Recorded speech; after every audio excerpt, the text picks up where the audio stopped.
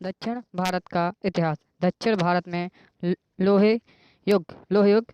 दक्षिण भारत में लोहे का सर्वप्रथम उपयोग लगभग 1100 ईस्वी पूर्व में प्रारंभ हुआ। इसका प्राचीनतम साक्ष्य हल्लूर उल्लूर से प्राप्त वस्तुएं मानी गई हैं। दक्षिण भारत में लोह युग की अधिकांश जानकारी महापाषाण युगीन कब्रों की खुदाई से मिलती है।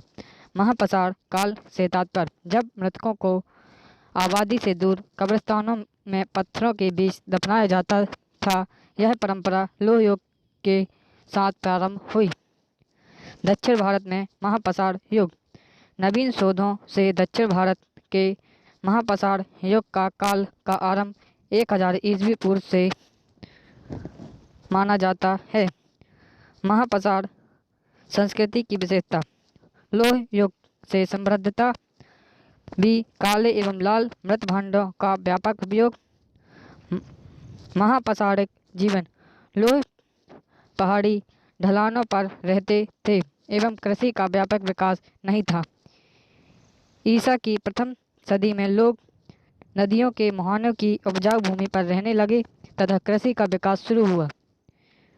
वे प्रायद्वीप के ऊंचे इलाकों में रहते थे, लेकिन जमाव पूर्वी आंध्र प्रदेश एवं तमिलनाडु में अधिक था। महापाषाणकालीन समाधान के प्रकार।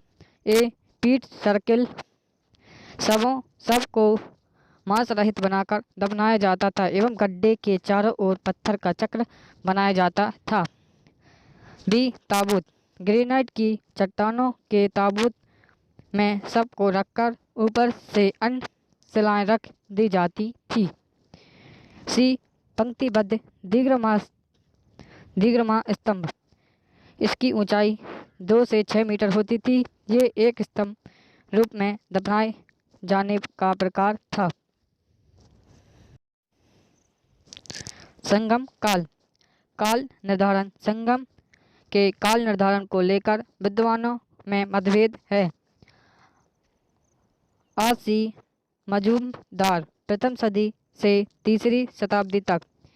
एस वैपुरा पिल्लाई 300 ईस्वी पूर्व से 500 ईस्वी पूर्व।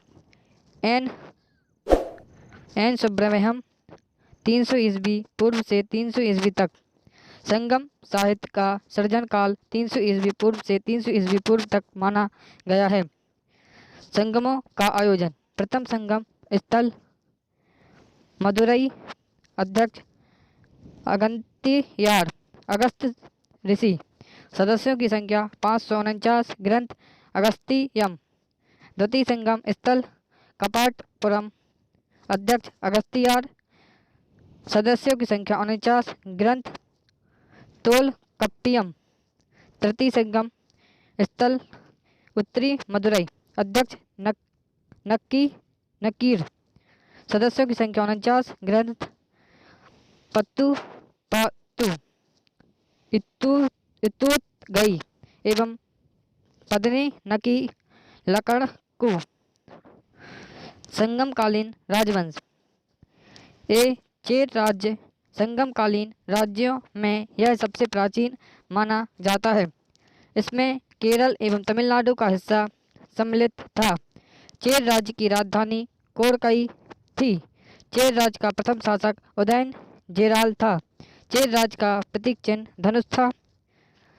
सेन गुट्टबान ने सर्वप्रथम पत्नी पूजा प्रारंभ की। आदि गेमान अंजी ने सर्वप्रथम दक्षिण भारत में गन्ने की खेती की शुरुआत की। कुड़क्को इंजेल राल इरपोई अंतिम चेर शासक था। चोल राज्य। यह पेन्नार एवं बेल्लार नदी के मध्य स्थित था। इसकी राजधानी उत्तरी मन्नलूर ओरईमू कावेरीपत्तनम थी। चोल राज्य का प्रतीक चिन्ह बाघ था। चोल राजा एलारा ने श्रीलंका पर विजय प्राप्त की। करिकल चोल राजाओं में सर्वाधिक महत्वपूर्ण। बेड्डी के युद्ध में चेर एवं पांड्य सहित 11 राजाओं को हराया। बैहप रंधलाई के युद्ध में 9 राजाओं को हराया। कावेरी नदी का पुल बनवाया एवं राजधानी कावेरीपत्तनम स्थानांतरित की। पेरुनल किल्ली ने राजसूय यज्ञ किया। सी नंबर पांड्य वंश। यह भारतीय प्रायद्वीप के दक्षिण पूर्व भाग में था। पांड्य राज की राजधानी कोलकई मदुरा थी। पांड्य राज का प्रतीक चिन्ह मछली था। पांड्य राज का प्रथम शासक पालसाल इमुडु कुमुडुमी था।